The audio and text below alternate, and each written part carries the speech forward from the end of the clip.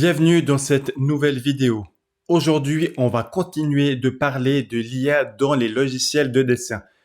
Et vous allez voir, la technologie avance vite, très vite. Même moi, j'étais surpris, je pensais pas qu'actuellement, on pouvait faire ça. Et vous allez voir, on aura bientôt plus besoin d'une souris pour construire un bâtiment. Maintenant, on va plutôt être dans l'approche technique avec les ingénieurs. Et donc là, on passe de SketchUp à Tekla, qui est un autre outil qui est proposé par nous.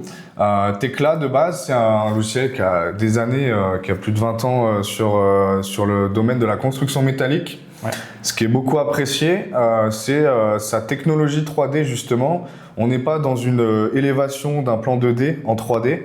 On est vraiment sur une approche intelligente paramétrique où les éléments se reconnaissent entre eux. Et si je vais changer, par exemple, ma dalle, tous les éléments qui sont liés à la dalle vont suivre. Okay, c'est vraiment une façon de... Là, on parle vraiment langage informatique derrière, de traduire ces connexions et ces éléments entre eux. Et on a adapté la construction métallique à la partie plutôt béton, où on va retrouver justement cette approche-là avec tout ce qui est armature, ferraillage dans le béton, que ce soit du béton préfabriqué, que ce soit du béton armé ou autre. On va retrouver tout ça avec bien entendu les normes suisses qui sont disponibles, la liste des fers, etc. Et tout ça est proposé aujourd'hui dans cet environnement, qui est compatible avec toute la partie chantier, BIM to Field, de préparer les données de terrain en tant qu'ingénieur pour l'entreprise de construction, qui est très important, et derrière de faire aussi de la planification, d'intégrer un diagramme de Gantt, de faire de l'estimation aussi. Il y a tout un panel d'usages qui est proposé, et l'intelligence artificielle maintenant. Parfait. L'intelligence artificielle, elle est proposée en deux volets. La première, c'est justement comment pallier à un logiciel qui est nouveau, que j'ai jamais utilisé, où je vais potentiellement avoir besoin de formation. J'ai plusieurs dessinateurs. J'ai déjà, il y a 2, 3, voire 5 ans, revu ma stratégie, où j'ai dû mettre beaucoup de temps pour passer du CAD 2D à la 3D, et ça a été très énergivore. C'est clair. Là, l'intelligence artificielle va pouvoir justement aller beaucoup plus vite dans le déploiement et la mise en place, parce que on va avoir tout ce qui est chat intégré maintenant, et je vais pouvoir lui demander n'importe quelle question et il va m'y répondre directement. Donc ça, c'est développé par Trimble. Les données restent dans l'univers Trimble, et Tekla comme l'est un projet. Et on va retrouver ici un assistant. Je me suis inspiré d'un projet assez simple où justement on retrouve une dalle béton, de la construction métallique, et justement ce n'est pas qu'un simple modèle 3D, ce n'est pas qu'une représentation visuelle. Ici à l'intérieur, on va retrouver énormément d'informations, tout le ferraillage est disponible. J'ai la possibilité de générer à partir de ce modèle 3D tous mes plans, et de les mettre à jour très facilement, et donc mes livrables. Donc, avant même l'intelligence artificielle, c'est un outil qui permet d'être beaucoup plus productif dans la création la gestion d'un plan. On se concentre uniquement sur la 3D. Mais maintenant, si j'ai une question, je vais pouvoir avoir ma réponse directement dans mon outil. Donc on évite les formations, on évite le temps perdu, et on augmente l'efficacité. Une question qu'on pourrait poser, c'est justement, toi qui fais du scan, comment est géré un nuage de points? Parce que toi, tu vas livrer aujourd'hui chez tes clients un nuage de points, un relevé. Maintenant, c'est qu'est-ce que je vais en faire, comment je l'exploite. Et si on est à la place d'un ingénieur ou bien même d'un architecte, on va devoir s'en servir comme calque pour retravailler par-dessus. Et là, sur ce projet-là, c'était plus, en fait, on était sur l'agrandissement d'un hangar, et avec toute une partie existante en sous-sol qui demandait justement d'être mis en parallèle pour que la conception nouvelle cohabite avec l'existant. Mais je ne sais pas si on peut utiliser un nuage de points et comment importer un nuage de points. Comment faire?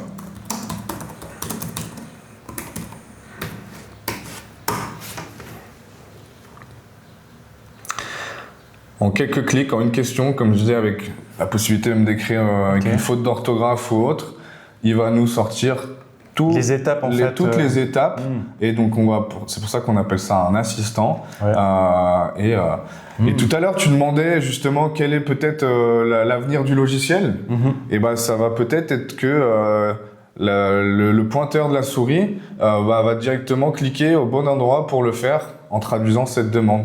On a aussi accès à tout ce qui est lié au support teclade de base, en fait, où il y a toutes les informations. Là, c'est beaucoup plus détaillé. Là, c'est en anglais, mais bien sûr que c'est disponible en français et dans toutes les langues. C'est une défense aussi de... C'est là où il a pris, on va dire, l'information. Entre autres. Ok. Et du coup, on va retrouver beaucoup plus de détails, etc. si besoin. Oui. Donc là, on voit notamment les formats qui sont disponibles et compatibles sur Tecla. Ouais. Et donc, je vais pouvoir maintenant importer mon nuage de points. Je sais où c'est. Et je vais aller chercher mes nuages de points. Une grande nouveauté aussi qui est pas liée à l'intelligence artificielle, mais qui va dans cette même démarche, c'est la gestion des nuages de points dans le cloud via Trimble Connect. Où aujourd'hui, tu le sais, un nuage de points c'est très lourd. Oui. Et le fait de stocker ce nuage de points dans Trimble Connect va le permettre de le faire dans le cloud. Et on va avoir une fluidité d'utilisation très simple. Et justement, l'ingénieur pourra travailler de façon beaucoup plus saine et facile. C'est moins lourd. Voilà. Et donc là, j'ai importé mon nuage de points. Je vois qu'il est, justement, je parlais des sous-sols. Donc, on est en dessous. Et ce que je peux faire, c'est créer une box pour aller uniquement dans cet endroit-là, avec un ciblage ici. Et puis, superposer en gérant mes différentes épaisseurs. Je vais là-dessus.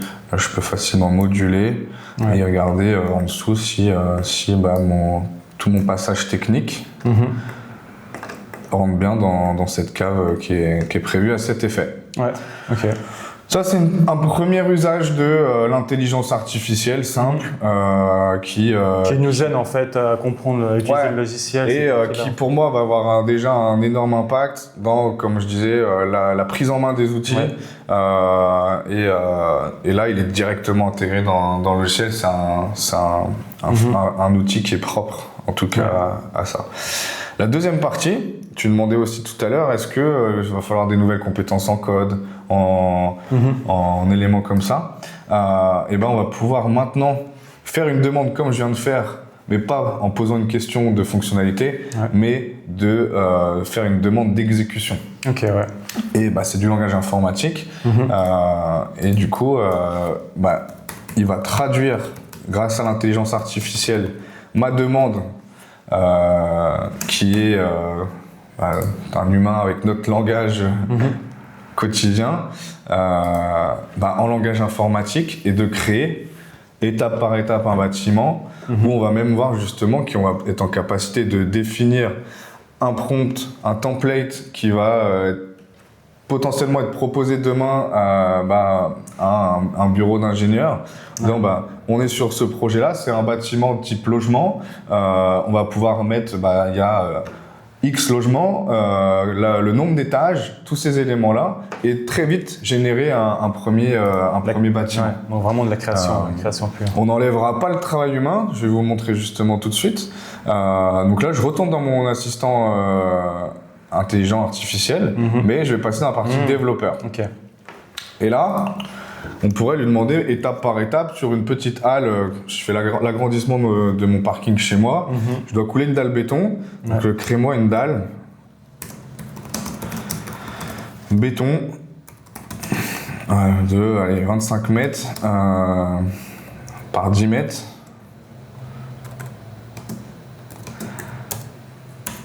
Et on peut le demander avec plusieurs façons. Je mets ce logo-là, ça peut être un X, ça peut être de 25 cm d'épaisseur.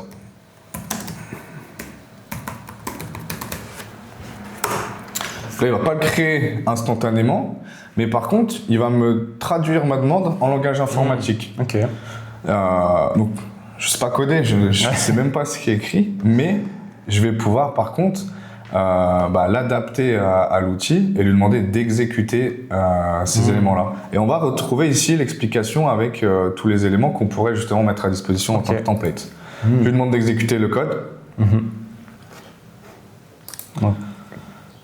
Donc après là, on pourrait mettre vraiment plus d'informations encore dedans. Enfin, est-ce qu'on pourrait mettre plusieurs choses vraiment intégrées, dire fais-moi une dalle avec le ferriage ou des poteaux et choses comme ça? On va y venir justement. Là, je suis parti sur quelque chose de simple. bateau. Maintenant, je peux lui demander de rajouter rajoute 4 poteaux acier à chaque coin. On voit que c'est quand même des demandes qui sont comme si c'était un enfant, on va dire. Ouais, justement, c'est vrai que c'est vraiment assez simple. Ouais. Et par contre, ça c'est, on va dire, la première phase de...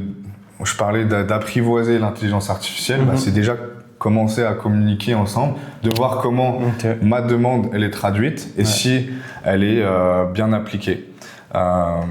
Donc après, je leur demande, il va me le faire. Est-ce que le futur, ce ne sera pas un peu ça de dire, au lieu de dessiner, comme tu disais, de vraiment faire que écrire, que les prompts, fais-moi ça, fais-moi un escalier, modifie-moi ça. Je pense que le métier de dessinateur va en tout cas tendre vers ces demandes-là. Donc ce sera plus accessible. Mais comme je disais aussi, c'est peut-être retourner à des fondamentaux de la construction. Et on voit que là, le poteau, il est dans le vide, donc il faudra quand même de l'analyse, savoir où le mettre. Là, je vais lui demander connecte les poteaux avec une poutre.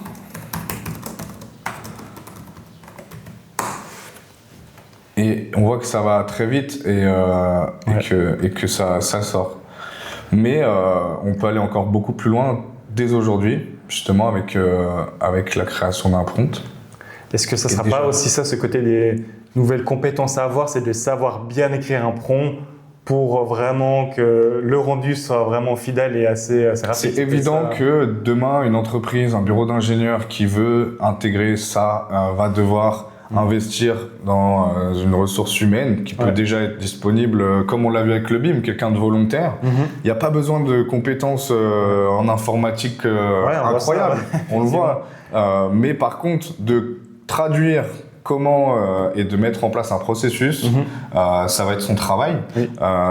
Et justement, de faciliter derrière la compréhension et la traduction des demandes des autres dessinateurs pour standardiser ça à l'échelle d'un bureau.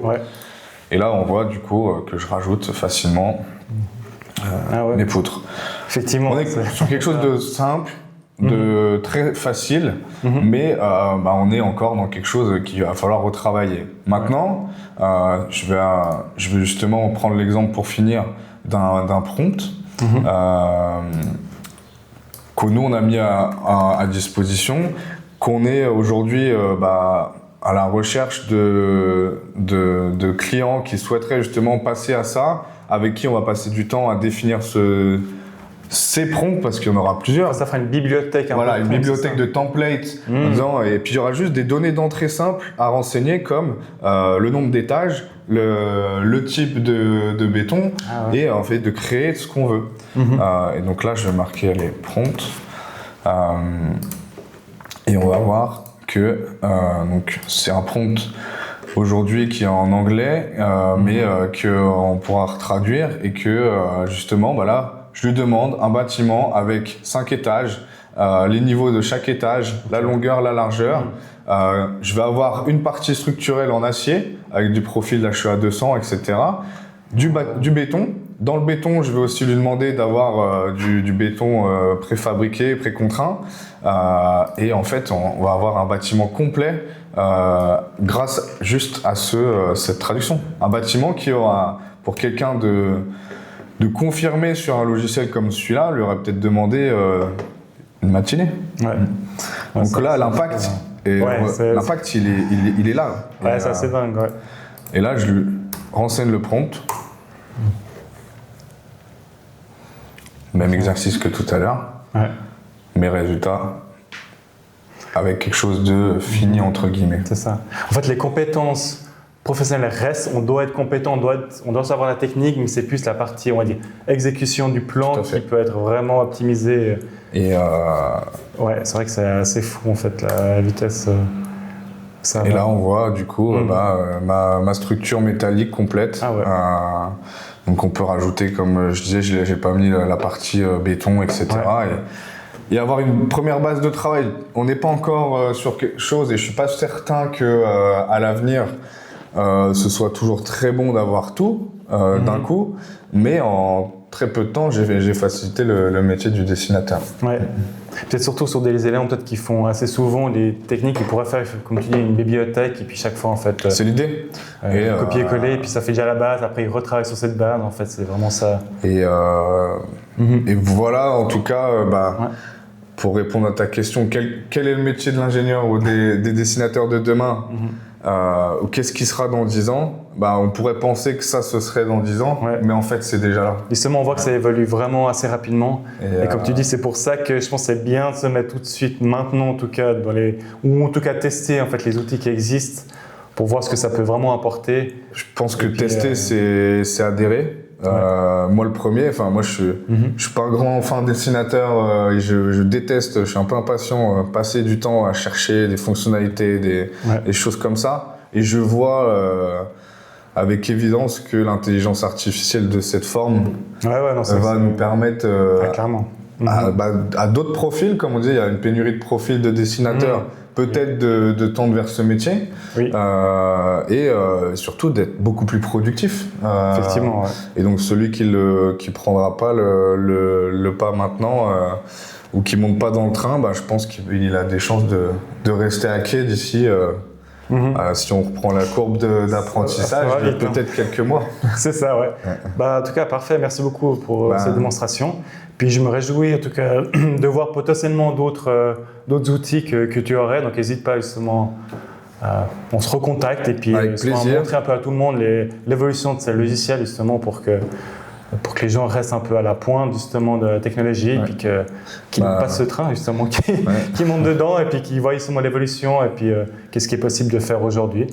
Donc voilà. Parfait, merci pour ton invitation. Et puis Building Point est présent pour vous accueillir dans nos bureaux ici à Lutry et d'échanger avec vous sur ces thématiques et aller plus loin. Et puis il y aura d'autres vidéos. C'est clair, ouais. Beaucoup de choses à mettre en avant et on se positionne vraiment comme un partenaire des acteurs de la construction dans la digitalisation.